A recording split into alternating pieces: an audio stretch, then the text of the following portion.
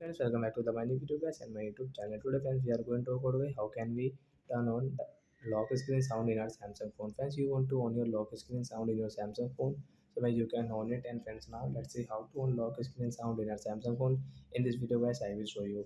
So before starting video friends, first of all go and subscribe the channel, click the bell icon, like my video. First of all guys, open your phone setting to unlock screen sound, and guys how can you use your lock screen sound, I will also tell you. Let's click on sound and vibration setting and then scroll it. First you can see system sound and vibration control setting, tap here.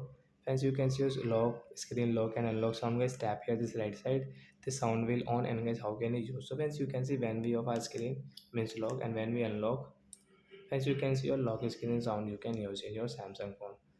So like that guys, you can on your lock screen sound in your Samsung phone. So that's it guys, thanks for watching the video guys, we will meet on next video, bye bye friends.